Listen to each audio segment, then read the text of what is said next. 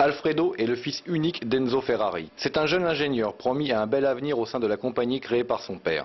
Hélas, le cruel destin va en décider autrement. En 1956, Alfredo, dit Alfredino, âgé de 24 ans, meurt à la suite d'une terrible dystrophie musculaire. On raconte qu'Enzo Ferrari ne s'est jamais remis complètement de cette disparition. Avant de mourir, Dino réalise sur son lit d'hôpital un projet de moteur de petite cylindrée. Ce moteur, réalisé en aluminium, est un V6 ouvert à 65 degrés. Il va bientôt être utilisé avec succès dans des voitures de Formule 2, de Formule 1 et dans certains modèles de sport prototype avant d'équiper la petite Ferrari, autrement dit la Dino, du nom du fils du Commendatore tragiquement disparu.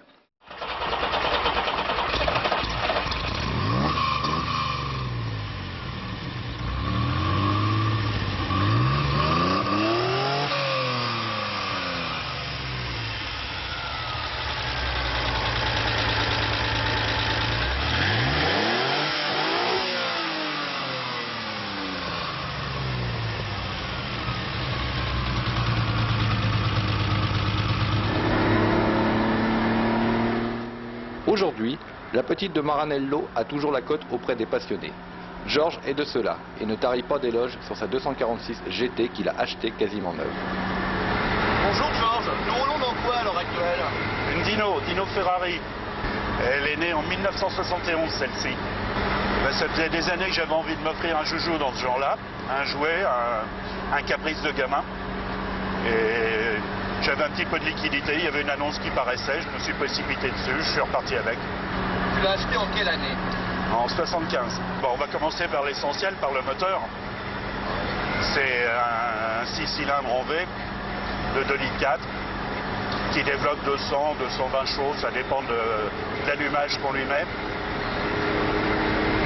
C'est une 2 places, pure et dure. Ça n'est pas un objet de confort. C'est vraiment uniquement conçu pour la vitesse, le plaisir, l'agrément de conduite.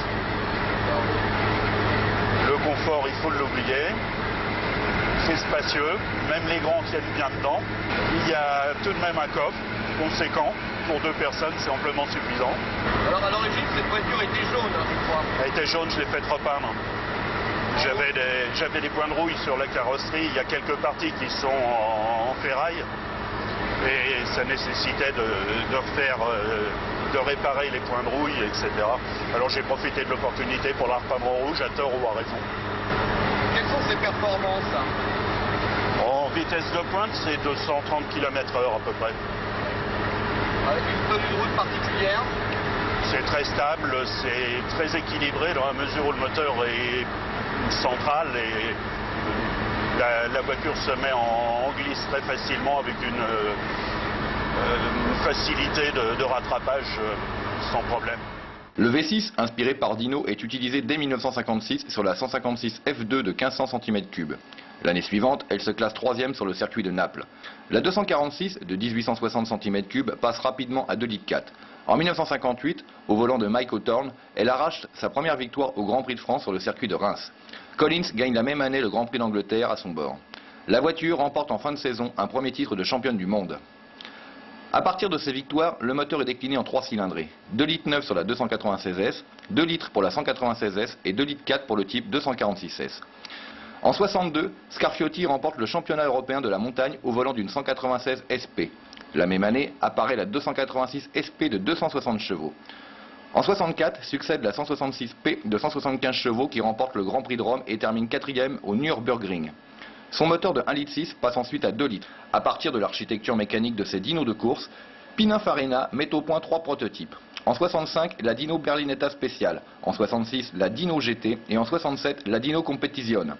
S'ensuit la Dino 206 GT, équipée d'un 2 litres de 180 chevaux qui sera produite à 152 exemplaires. Présentée au printemps 68, la 246 GT de 2,4 litres développe au départ 195 chevaux. Elle sera construite à 2487 exemplaires en version L, M et E.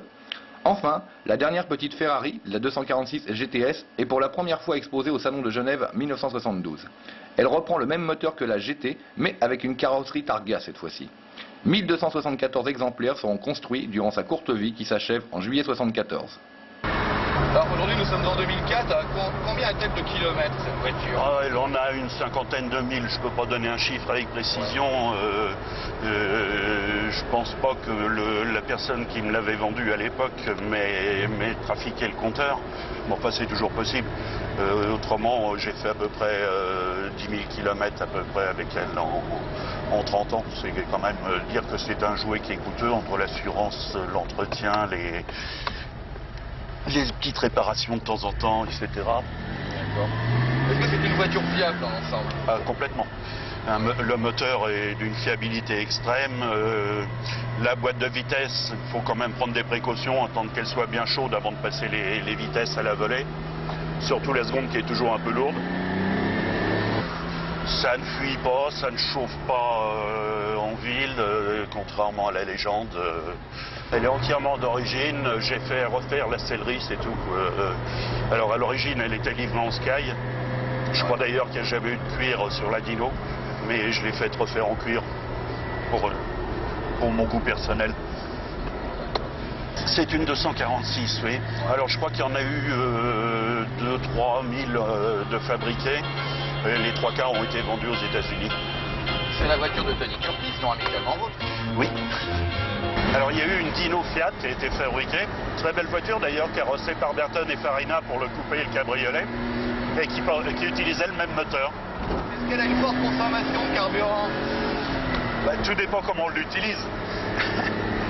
Si on se contente de rouler à 90 km/h, c'est tout à fait tolérable, ça tourne dans les 15 litres.